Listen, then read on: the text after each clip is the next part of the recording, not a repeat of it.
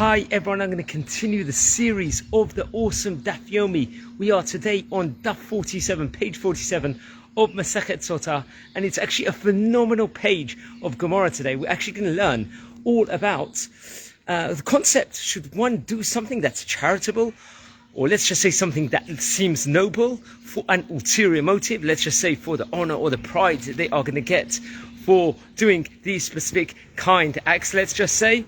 The Talmud is going to discuss that in today's daf, and it's actually going to be that Rav Yehuda is going to quote a rabbi of the name Rav, and is going to state that it is good to learn Torah and keep mitzvot, even if it's not for the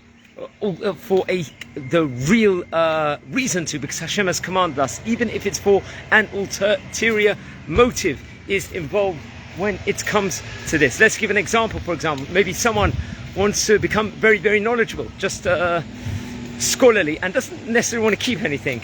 Still, it's fantastic to do that, because at the end, the Talmud is going to relate that if someone, even if they're going to learn the Torah and keep the mitzvot, eventually they will come to actually keep it at the end. You know, this, even if there's an ulterior gain to doing it, let's just say that the guy wants all the prestige and honor it comes to doing it, but just by learning it and keeping the mitzvot, at the end it's going to affect them for the positive. This is what the Talmud in today's daf is going to actually relate over, and it's very, very interesting. They give an example in the Talmud today, and within regards to the king of Moab, for example, Balak.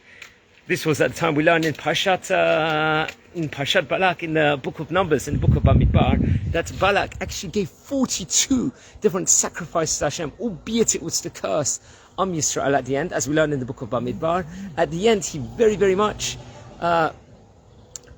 gets praised, because he actually did this thing. He gave it to Hashem. He was, let's just say, he was doing a good act by doing this, and at the end he gets rewarded, because Root, we're going to come into Shavuot soon, Root actually descends from Balak himself, and from Root comes David HaMelech, King David, and also Shlomo HaMelech, King Solomon. So you see the reward that someone gets for just doing something, even though they didn't have the true motives to do it.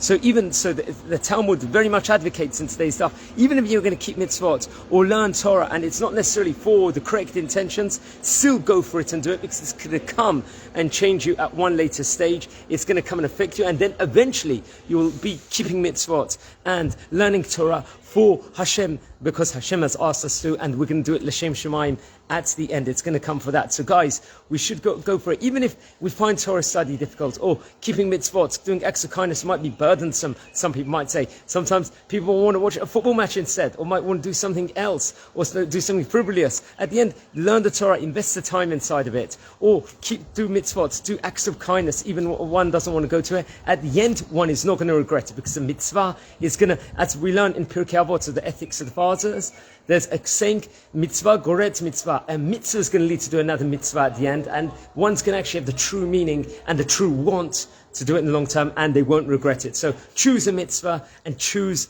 life. Shabbat, have an awesome day, and in 2 days' time we are going to finish the tractate of Masechet